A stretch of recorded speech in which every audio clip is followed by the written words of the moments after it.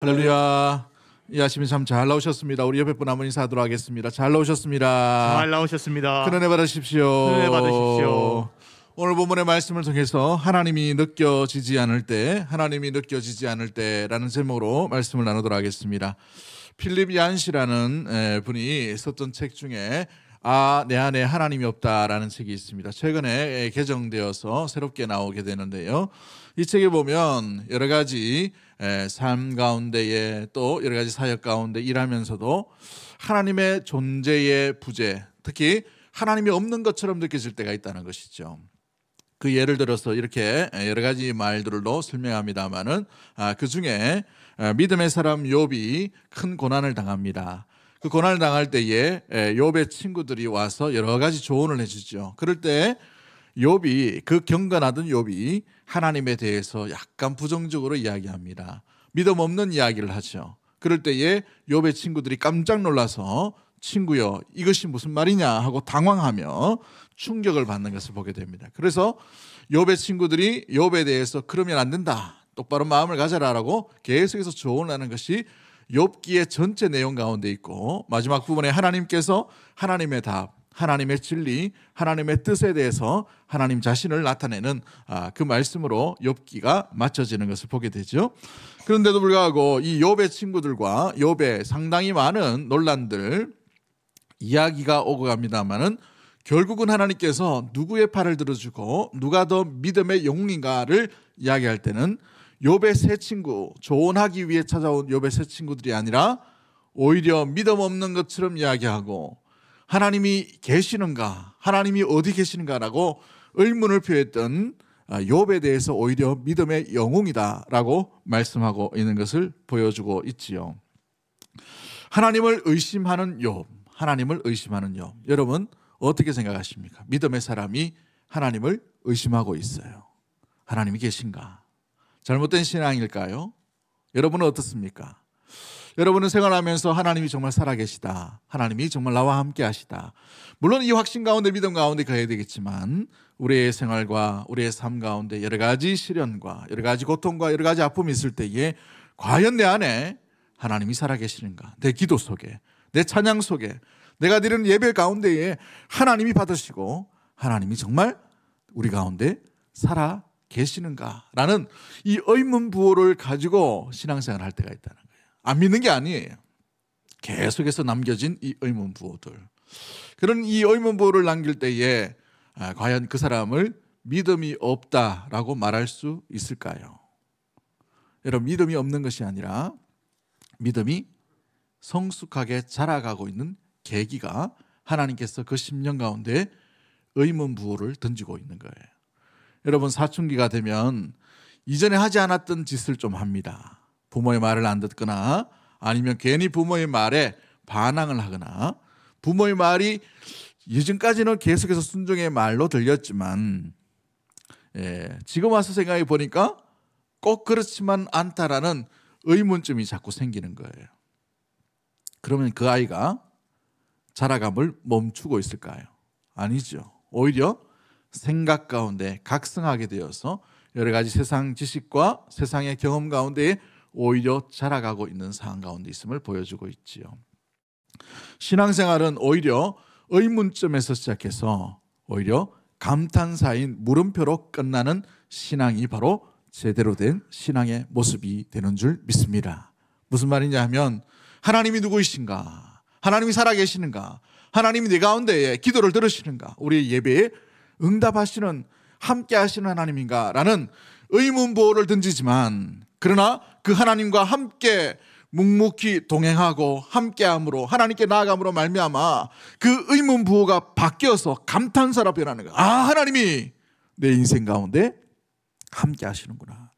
하나님이 내 기도 가운데 응답하시는 하나님이구나.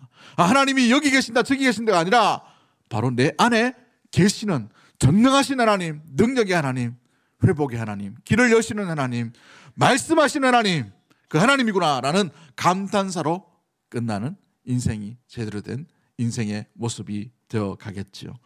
도스토예프스키라는 사람은 이렇게 말합니다. 나는 어려서부터 예수 그리스도를 믿거나 고백하지는 않았습니다. 그러나 나의 믿음은 의심의 용광로를 통해 태어나게 되었습니다 라고 얘기합니다. 의심 가운데 있다 하나님 어디 계시는가? 사형장의 형장으로 이슬처럼 사라질 뻔한 그런 위급한 가운데에서도 기적적인 그 호각소리, 기적적인 그 메시지로 왕의 이 사령으로 말미암아 사형 집행이 멈추는 그 순간 가운데 하나님을 온전히 만나게 되는 놀라운 일, 이 체험들을, 그래서 의문표로 끝나는 인생이 아니라 느낌표, 하나님이 내 안에 살아 계시는구나 라는 이 감탄사로 끝나는 것을 보게 되죠. 오늘 시편 13편도 마찬가지입니다. 하나님 어디까지입니까? 언제까지입니까? 언제 응답하십니까? 언제 우리 가운데, 나 가운데, 내 생활 가운데 함께 하시는 하나님입니까? 응답하시는 하나님, 위로하시는 하나님, 회복케 하시는 하나님으로 나타나십니까? 라고 이 의문점을 계속해서 하나님께 던지지만 시편 13편 마지막에 보면 나는 하나님을 의지합니다, 나는 하나님을 찬양합니다 라는 확신과 감탄사로 하나님을 노래하며 찬양하는 모습들 가운데 있음을 보여주고 있어요.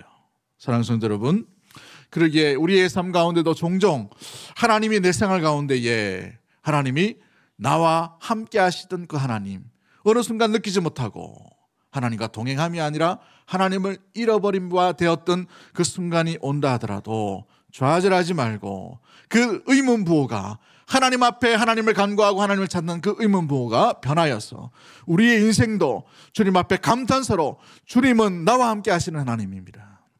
하나님은 내 인생 가운데 개입하여 주시고 함께하여 주시고 위로하시는 하나님입니다. 응답하시는 하나님입니다 라는 우리 이 감탄사의 인생으로 살아가는 우리 믿음의 모든 가족들이 되기를 주의 이름으로 간절히 축복합니다.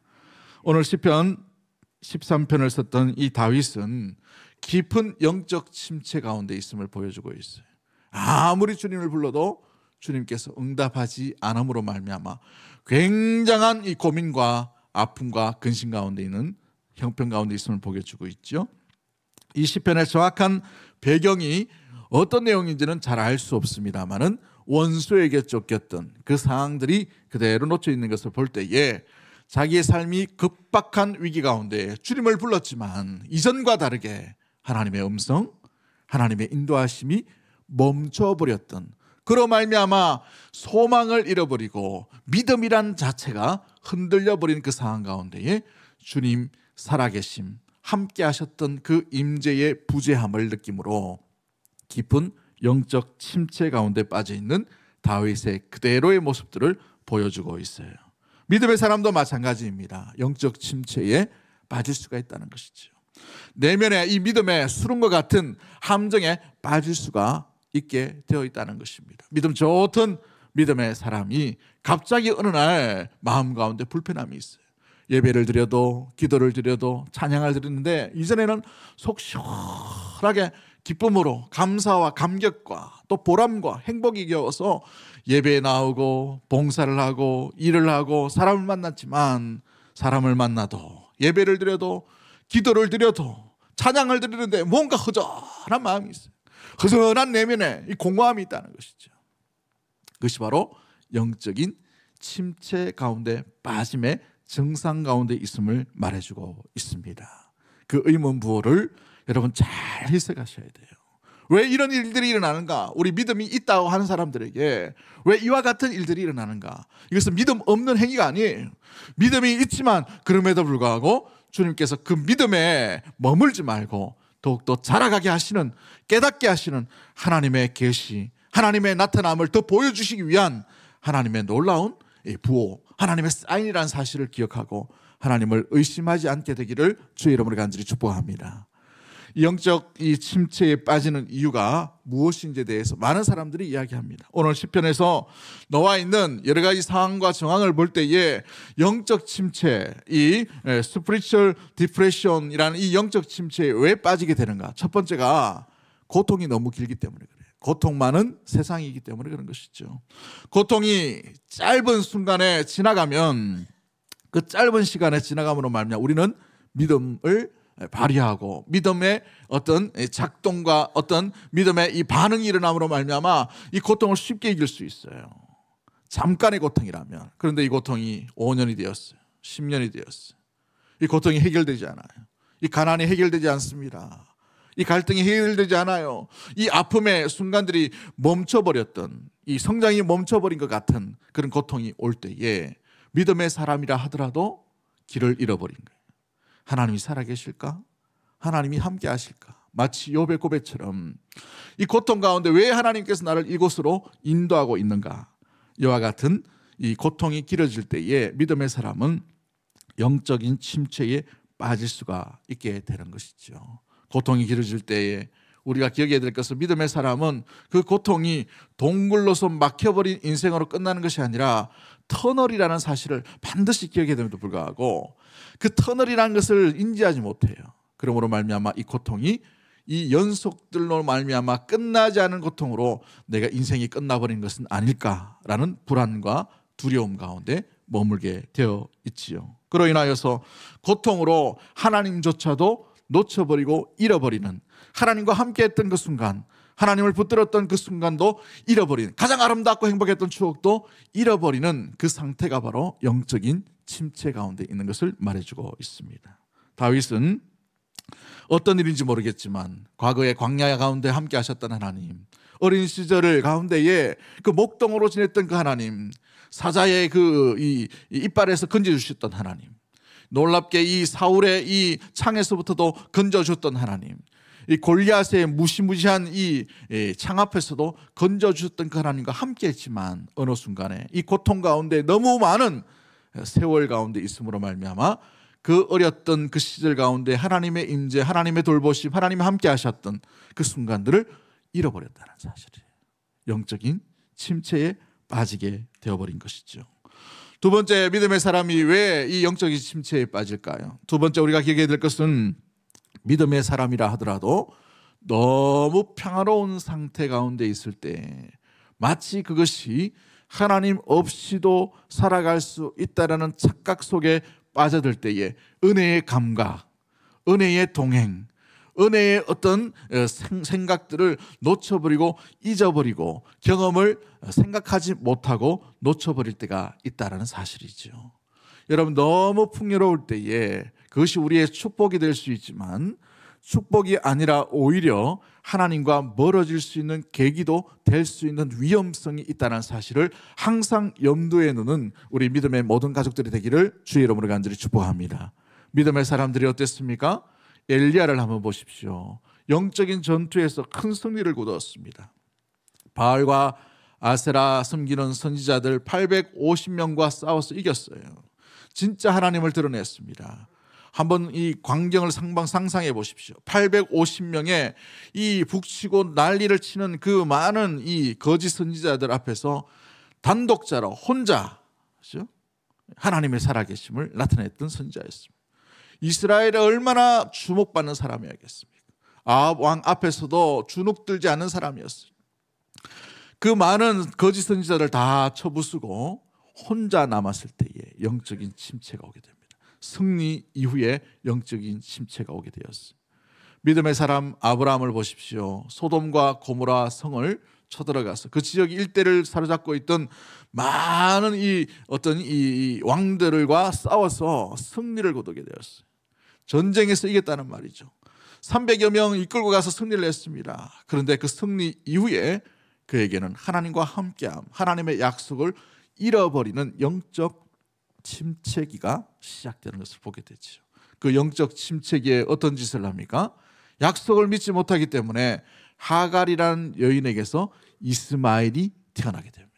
영적 침체기에 하나님 없어도 자기 실력으로 될 수 있다라고 생각하고 행동함으로 말미암아 약속과 전혀 다른 길로 행동해버리는 영적 침체에 빠진 아브라함이에요. 그러나 그는 영적 침체에 빠졌다고 전혀 생각하지 않죠. 오히려 믿음이 있다라고 생각했을 것이에요. 사랑하는 성도 여러분, 그렇습니다.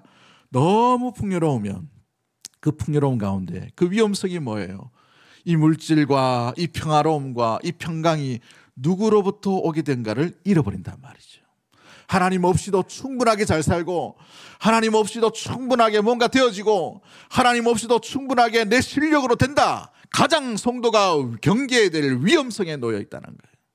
이것이 바로 영적인 침체기에 놓여 있는 상태 가운데 있음을 말해주고 있죠. 여러분 사사기의 말씀을 한번 잘 돌아보십시오. 여러 가지 상황 가운데 사사기는 순환의 패턴이 있어요. 연속적인 그 순환의 패턴이 뭡니까? 회개하고 죽게 돌아오고 회개하고 죽게 돌아오죠. 왜 이와 같은 일들이 일어났을까요? 오늘 보시면 이 가나안 족속들이 남겨진 그 족속들이 가시와 같이 그들이 세력을 키움으로 이스라엘을 공격했다라고 생각할 수 있지만 출발이 그게 아니에요. 출발은 이제 먹고 살만하게 됐다는 거예요. 이 가나안 땅에 들어와서 이제 평강과 평화의 땅, 이 평화의 땅을 누림으로 말미암아 하나님 없이도 이제 우리 이 농산물을 키우며 충분히 잘 살 수 있다라는 착각 속에 빠져 있다는 거예요. 믿음 좋은 것처럼 모든 행위를 다 합니다마는 그러나 알맹이가 빠져버리는 영적 침체에 빠져 있음에도 불구하고 그들은 전혀 그것을 느끼지 못해요. 그래서 엉뚱하게 하나님도 섬겼지만 바알과 아스라에 눈을 돌리고 있는 그들 형편 가운데 있는 것을 말해주고 있지요. 이것이 바로 영적인 침체 가운데 빠져 있는 모습들이 되게 되는 것입니다. 세 번째로 우리가 기억해야 될 것이 무엇입니까? 이 영적 침체가 왜 오는 걸까요? 우리의 원수인 마귀 사탄이 믿음의 성도를 가만 내버려 두지 않습니다. 베드로전서 5장 8절 말씀에 보면 근신하라 깨어라 너희 대적 마귀가 우는 사자와 같이 삼킬 자를 어떻게 한다고 되어 있어요? 두루 찾는다고 되어 있습니다. 이 베드로전서를 마감하면서 베드로가 믿음에 흩어져 있는 나그네에게 뭐라고 얘기해요? 근신하라 깨어라. 왜요? 사탄이 삼킬 자를 찾고 있다는 것이죠. 그래서 이 사탄은 믿음의 성도가 약점이 뭔지를 잘 알고 있어요. 자존심이 약점이면 그 자존심을 건드려요. 물질이 약하면요 물질을 건드립니다. 건강이 약점이면 건강을 건드려요. 관계성이 약하면 관계를 건드립니다. 우리 내면 가운데에 어떤 감정 조절이 되지 못하면 그 감정을 반드시 건드려요. 목사가 마찬가지고 장로도 마찬가지고 목사 할아버지도 마찬가지.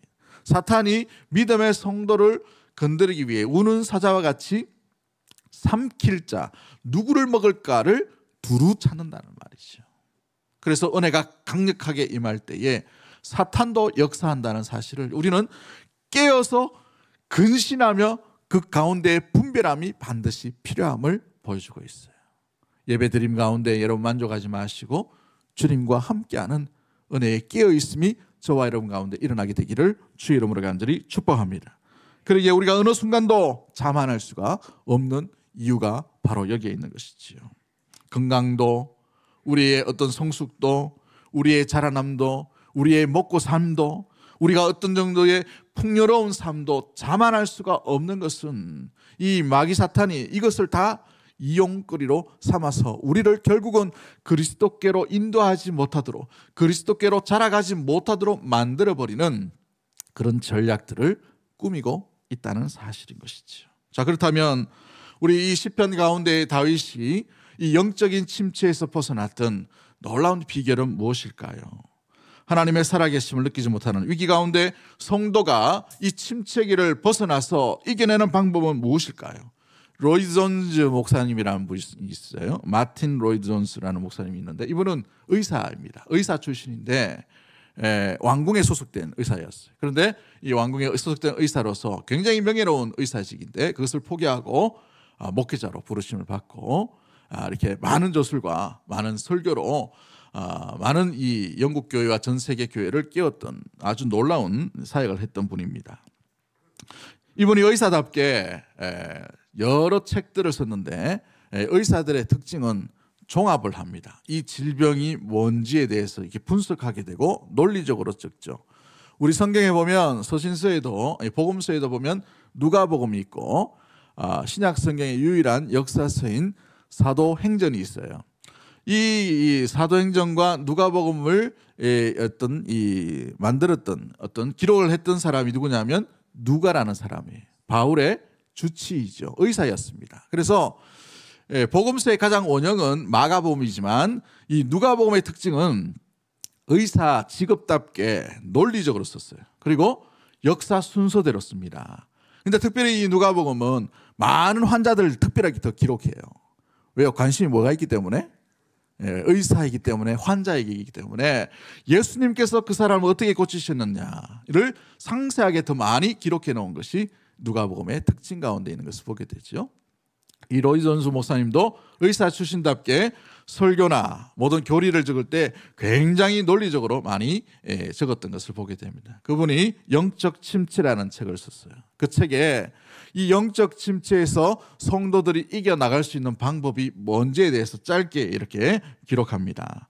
수많은 접근법, 치료법이 있겠지만 영적 침체는 성경으로 풀어야 한다는 거죠. 성경으로 풀어야 한다. 성경적으로 풀어야 한다는 것이죠.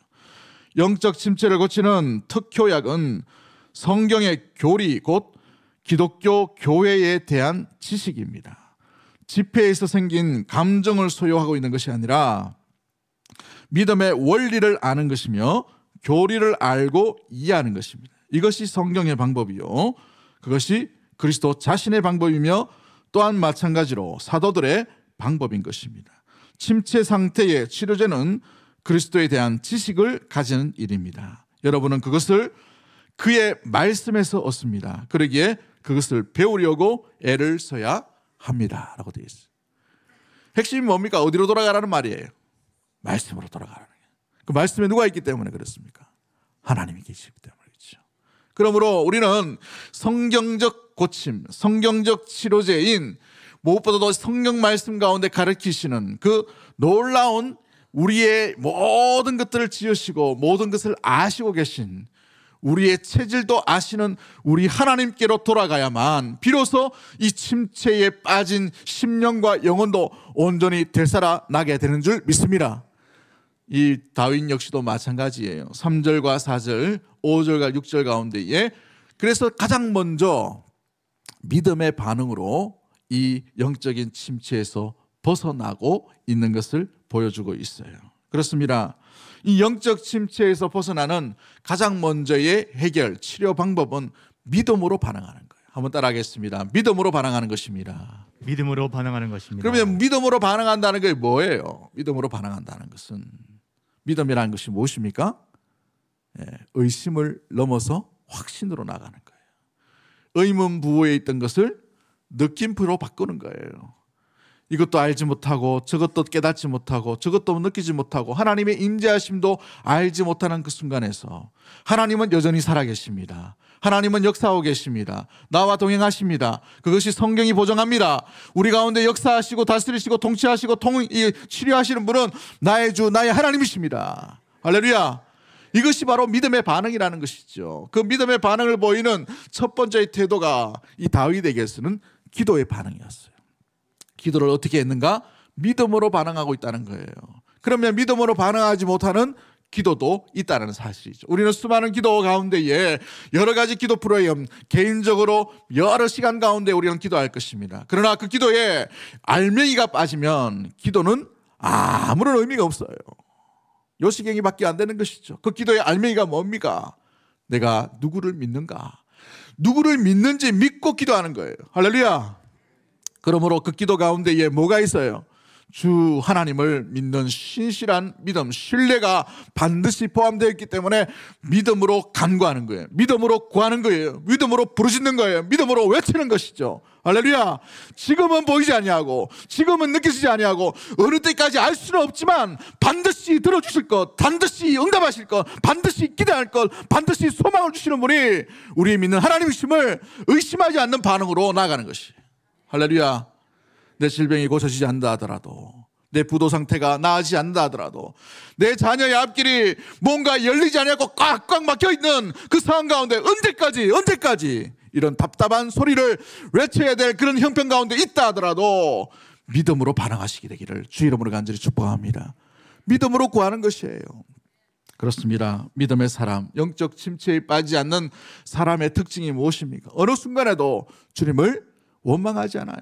오히려 믿음의 반응으로 온전히 기도로 자리로 나아가고 있는 것을 말해주고 있는 것이지요. 여러분, 한나를 보십시오. 믿음 있는 여인이었습니다. 억울한 상황 가운데 있었어요. 그럼에도 불구하고 그 자리, 그 심령을 어떻게 했습니까? 원망의 자리, 포기의 자리, 머물러 버린 그 자리가 아니라 절기 때마다 여호와의 장막에 올라가서 주님 앞에 믿음으로 간구하는 것을 보게 되죠. 주의 마음을 움직이는 기도를 하게 되었어요. 그녀가 주의 마음을 움직이는 기도를 할 수 있었던 이유가 뭡니까? 그녀에게는 자기의 형편보다, 자기의 상황보다 더 하나님이 놀랍게 전능하신 분이고 힘이 더 많으신 분이고 능력이 많으시다는 것을 뭐였기 때문에요? 믿었기 때문에. 제자들이 예수님의 명령을 듣고 전도하러 많이 나가서 많은 기적을 일으켰습니다. 돌아와서 이런 일도 있었습니다. 저런 일도 있었습니다. 막 보고를 하는 거죠. 선교 보고를 합니다. 그런데 돌아와서 어떤 환자를 못 고쳐요. 그래서 그 환자가 예수님께 옵니다. 그래서 환자가 오니까 예수님께서 뭐라고 말합니까? 저들에게 고쳐달라 하라 라고 말하니까 이미 가서 그들에게 이야기했는데도 불구하고 고쳐지지 못하는 것. 그로 인하 예수님께서 고쳐주시죠. 그럴 때 제자들이 뭐라고 얘기합니까? 왜 우리는 못 고쳤습니까? 라고 예수님께 묻습니다. 그럴 때 우리 예수님께서 뭐라고 말씀하십니까? 뭘 얘기하셔요? 믿음이 없다라고 되어 있어요. 믿음이 없다. 이전에는 믿었어요. 성공했습니다. 뭔가 이루었어요. 뭔가 부흥을 했어요. 기적이 나타났어요. 지금은 안 믿는 거예요. 지금은 믿지 못하는 것이죠. 우리가 착각 속에 있을 수가 있습니다. 과거에는 잘 믿었어요. 과거에는 믿음이 맞아요. 과거에는 역사가 나타났습니다. 기도만 하면, 찬양만 드리면, 예배만 하면 찌릿찌릿하게 우리 삶 가운데 주님의 임재하심을 느꼈어요. 그러나 오늘날 지금이에요. 지금 여러분의 그 기도에 믿음이 포함되어 있는가? 우리의 예배에 믿음이 포함되어 있는가? 믿고 구하는가? 믿고 예배를 드리는가? 신뢰함으로 주께 나오는가? 오늘 우리에게 물으시는 것이죠. 오랜 침묵과 오랜 침체기에 빠진 분이 있다면 다시 한번 점검해 보십시오. 내 예배 가운데 내가 믿음을 드리고 있는가? 이 물질을 드릴 때에도 내가 믿음을 포함하고 있는가? 기도를 드릴 때에도 내가 믿음을 넣어서 믿음과 함께 온전한 마음으로 주님을 신뢰하는 마음으로 예배하고 기도하고 있는가? 그 확신 가운데 다윗이 또 표현했던 것들이 무엇입니까? 믿음으로 어떻게 표현하고 있고 믿음으로 어떻게 반응하고 있나요? 5절과 6절 보십시오. 5절과 6절 가운데 나타나는 것을 보시면 다윗이 찬양하고 기뻐하고 있어요. 우리 5절 6절 같이 한번 봅니다. 시작. 나는 오직 주의 사랑을 의지하였사오니 나의 마음은 주의 구원을 기뻐하리이다. 6절 내가 여호와를 찬송하리니 이는 주께서 내게 은덕을 베푸심이로다. 아멘. 사랑하는 성도 여러분, 이 찬양 속에 뭐가 담겨 있어요? 주님을 신뢰하는 신뢰가 담겨 있죠. 주님을 의지하는 온전한 믿음이 담겨진 찬양을 드리고 있다는 것입니다. 그렇습니다. 참된 기도, 참된 찬양, 온전한 믿음이 포함된 그 모습으로 말미암아 이 고통과 아픔, 절주, 어느 때까지 이 응답이 기다려지고 어느 때까지 이 나타나지 않는 하나님의 임재의 부재 앞에 온전히 믿음으로 반응함으로 말미암아 오히려 기뻐하는 찬양을 드릴 수 있는 다윗의 그 믿음의 모습들이 이 성경 말씀에 담겨 있는 것을 보여주고 있지요. 언제 기도와 찬양이 제대로 나타나게 되는가, 터지게 되는가, 제대로 이루어지게 되는가?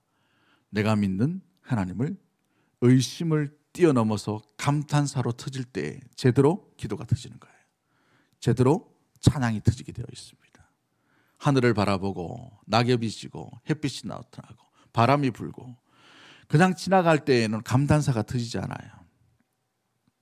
근데 주 하나님 지으신 세계를 생각하고 이 작품이 누구에게 손에서 달려있는가를 발견할 때 와, 우리 하나님 대단하신 하나님이네. 여러분 신기하지 않습니까? 우리가 로봇도 아닌데 우리가 호흡하고 손으로 만지고, 그죠? 예. 손 정상적이죠? 예. 가끔은 흰머리, 검은 머리에 흰머리 바뀌어가지고 좀 이제 고민입니다만, 그죠? 그런데 이렇게 변하게 되는 이 변화에 따라서 이 환경이 잘 적응하는 거. 이 피부를 보세요. 얼마나 좋은 피부입니까? 그죠? 예. 쭈글쭈글해졌어요. 그럼에도 불구하고 모든 이 어떤 것을 막아주는 거예요.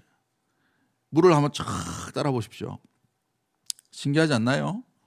물을 다 먹어버리면 손이 어떻게 됩니까? 에? 손이 둥둥 붓겠죠. 근데 물을 다 걸러줘요. 쭉 내리면. 물론 좀 이게 겉에는 좀 묻겠습니다만 너무 신기하더라고요. 그렇죠? 우리 옷만 봐도 좋은 옷이라 하더라도 옷에 물이 다 젖게 돼 있는데 이 피부는 그렇지 않아요. 코로 숨 쉬는 것 이거 너무나 대단하지 않습니까? 예, 목이 좀 아픈 사람은 코로 숨 쉬는 게 얼마나 기적인지 잘 모르시죠? 목이 부어 있으면 코로 숨 쉬는 게 쉽지 않아요.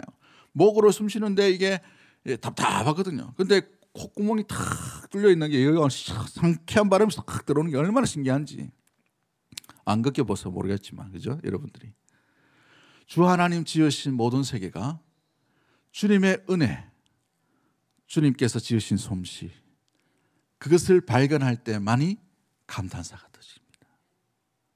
어느 날 다윗이 목동으로서 양들을 쫙 치다 보니 늘 하던 짓이에요. 늘 갖고 왔습니다. 늘 데리고 다녔어요. 이 똥이 묻고 지저분하고 말도 안 듣고 이랬는데 어느 날 보니까 내가 목자인 줄 알았더니만 우리 주님이 목자이신 거예요. 내 인생을 이끌고 가는 그걸 발견했어요. 그래서 여호와는 나의 목자이시니 감탄사가 터지는 감탄사죠. 사랑하는 성도 여러분, 의문점으로 주님을 계속 거기에 머물러 있지 말고 주님께서 주님 자신을 우리에게 보여주시는 것을 믿음의 눈으로 목도하고 발견할 수 있는 우리 믿음의 모든 가족들 되기를 주의 이름으로 간절히 축복합니다. 그래서 3절이 필요한 거예요. 3절 말씀 우리 한번 읽어볼까요? 3절 말씀 찾아서 한번 같이 한번 읽어봅니다. 시작. 여호와여 내 하나님이여 나를 생각하사 응답하시고 나의 눈을 밝히소서라고 되어 있습니다. 두렵건대 내가 사망의 잠을 잘까 하오며 내 눈을 뭐 하라고요? 밝히라고 되어 있어요. 밝혀서 뭘 한다는 말입니까?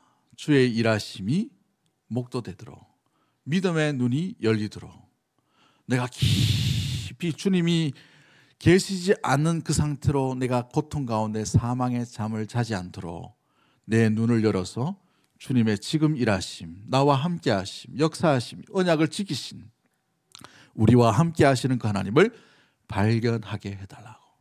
다윗이 주는 교훈이 뭐예요? 우리는 주님을 발견하기 전까지, 주님을 온전히 우리 마음 가운데 신뢰하기 전까지, 주님께서 행하신 일들 가운데 의문이 아니라 뛰어넘어서 감탄사로 변하는 그 주님을 만나기 전까지 우리의 영적인 방황은 끝나지 않는다는 것입니다.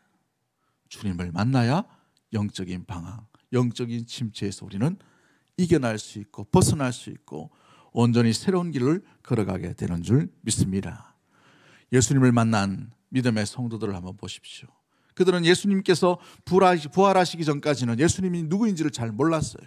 그냥 선생님인 줄 알았습니다. 그런데 부활하신 예수님을 만나고 난 뒤에 십자가 지셨던 그 상황 가운데 다 뿔뿔이 흩어졌던 그 예수님의 제자들이 부활하신 예수님을 만나고 난 뒤에 다시 그 고통의 자리, 절망의 자리, 그 예루살렘으로 몰려들게 되는 것을 보게 되죠. 스데반을 보십시오.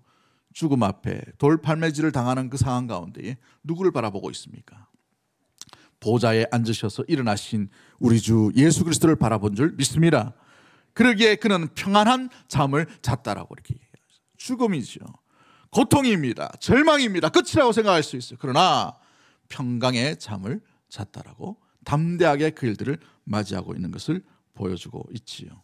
우리도 마찬가지입니다. 우리 인생에, 우리의 신앙의 발걸음 모든 시간 가운데 주님을 제대로 만나지 못하면 우리는 여전히 계속해서 영적인 사춘기 가운데에 의문부호인 이 물음표만 묻고 주님 앞에 그냥 한가하고 기다리고 아무런 힘이 없는, 아무런 영향력이 없는, 아무런 마음 가운데 변화가 없는 그 상태로 계속해서 나이만 더 들어가게 될 수밖에 없는 것이죠.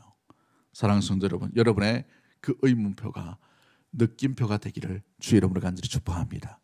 그러려면 부활하신 그 주님을 만나셔야 돼요. 엠마오로 갔던 그 제자들이 부활하신 예수님께서 자기를 계시해 주시고 나타내 보여주셨을 때에 우리에게 가르치신 떡을 떼신 그 주님이 아니냐, 주님을 발견하고 떠나왔던 그곳으로 다시 돌아가는 놀라운 일들이 일어나게 되었죠. 사도 바울의 방황도 여기에서 끝나는 것을 보게 됩니다. 부활하신 주님을 만남으로 말미암아 헛된 열심, 헛된 열정에서 제대로 된 주 예수 그리스도와 그의 나라를 위한 제대로 된 열정이 온전히 회복되고 돌아왔다는 사실들을 보게 됩니다. 오늘 우리의 삶에도 주 예수 그리스도가 필요하고 주 예수 그리스도를 만남으로 말미암아 우리의 모든 이 허무한 일상과 허무한 세상 가운데에 온전히 질서가 잡혀지며 그 길이 새로워지는 놀라운 침체가 아니라 새로운 길로 걸어가는 우리 믿음의 대구동성의 모든 가족들이 되기를 주님의 이름으로 간절히 축복합니다. 그러기에 믿음의 눈이 열려지도록 주 예수 그리스도여 내 심령 가운데 오시옵소서 기도하는 그 사모함 가운데 주님을 다시 만날 수 있는, 다시 붙들 수 있는 오늘의 주님을 만남으로 말미암아 우리의 이전에 있던, 오늘에 있던 이 영적인 방황을 끝내고 새로운 길로 나아가는 우리 믿음의 모든 가족들 되기를 주 이름으로 간절히 축복합니다. 리차드 범브란트라는 목사님이 계셨어요. 유태인이었는데 루마니아의 개신교 루트의 목사님이셨습니다. 이 목사님이 나치의 어떤 이 피해를, 고통과 고문으로 인하여서 많은 고통을 겪게 되었어요. 유태인이기 때문에. 나치가 물러나고 난 뒤에 이분이 이제 신앙의 자유를 얻는 것처럼 보였는데 소련군이 들어옴으로 말미암아서 공산치하가 되어버렸어요. 기독교를 대대적으로 박해하는 일들로 말미암아서 총 14년의 감옥살이를 하게 되었습니다. 혹독한 감옥살이, 또 모진 고문, 많은 사람들이 배교하고 많은 사람들이 넘어갈 때에도 이분은 끝까지 주 예수 그리스도를 붙드는 그런 삶을 살고 견디게 되었다고 합니다. 풀려나서 나중에 책을 썼는데 그 책들 14권 정도의 그 책 가운데에서 어떻게 이 혹독한 이 고통을 이기게 되었냐라는 이 자기 간증의 시간들이 있었는데 그분이 그렇게 얘기합니다. 어느 날 감옥에 들어가기 전에 한 가정을 방문해 보니 아주 인상적인 그림이 하나 있었다는 거예요. 그 인상적인 그림은 정말 예쁜 꽃이 화병에 탁 놓여져 있고 온 가족이 그 화병 주위에 TV 앞에 몰려들어 있는데 그 그림 안에 TV의 화면이 뭐라고 되어 있냐면 아주 잔혹한 공포 영화를 보여주고 있는 그 그림이었다는 거예요. 화면이었다는 것이. 그런데 모든 가족들이 진짜 아름답고 정말 향기가 나는 그런 꽃에다가 시각을 머무는 것이 아니고 TV 앞에 있는 공포 영화의 전율을 느끼며 그걸 다 시선을 다 빼앗기고 있더라는 것이죠. 가장 아름다운 것에 시선을 가지 아니하고 가장 공포스러운 것에 시선을 빼앗기고 있는 그 그림이 내가 이 감옥에서 견딜 수 있었던 모티브가 됩니다 라고 얘기합니다. 그는 차디찬 창살이 그의 시각을 빼앗기지 않았어요. 무시무시한 간수, 고문하는 고문관들이 그를 어떤 시각을 빼앗기지 않았어요. 그들에게 시각을 빼앗기지 않았어요. 손과 발이 부르트도록 매를 맞는 그 고통, 거기에 자기의 시각을 빼앗기지 않았습니다. 언제 나타나고 언제 풀려날지에 대한 소망과 기대, 여기에도 그의 시각을 빼앗기지 않았습니다. 무의미하게 1년, 2년, 10년, 14년의 세월을 보내는 이 의미 없는 인생에게 자기 시각을 빼앗기지 않았어요. 이 감옥에 있지만 가장 아름다우신, 가장 존귀하신, 가장 놀라우신 주 예수 그리스도께 그의 시각을 고정하게 됐다는 사실이죠.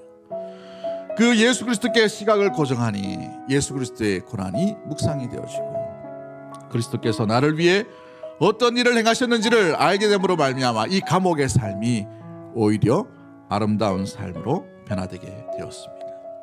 그러므로 말미암아 아무도 듣지 않는 그 상황 가운데 고문을 당하고 10시에 자기 독방으로 들어오면 그때부터 믿음의 기도를 시작하게 됩니다. 울부짖는 기도가 시작되는 것이죠. 기도하고 난 이후에 아무도 듣지 않는 그 독방에서 자기가 암송했던 성경 구절을 조합을 해서 설교로 선포를 하는 거예요. 듣든지 안 듣든지 목사의 사명을 다합니다. 아무도 듣지 않더라도 자기 영혼에게 메시지를 던지는 것이죠. 그가 기억했던 4가지가 있어요. 첫 번째는 하나님이 살아계신다. 두 번째, 그리스도는 우리의 구세주이십니다. 세 번째, 우리에게는 영원한 생명이 있습니다. 그러므로 주 예수 그리스도의 사랑 가운데 가는 사랑이 최선이라는 것을 기억함으로 이 14년의 고난을 견디게 되었다는 사실이죠.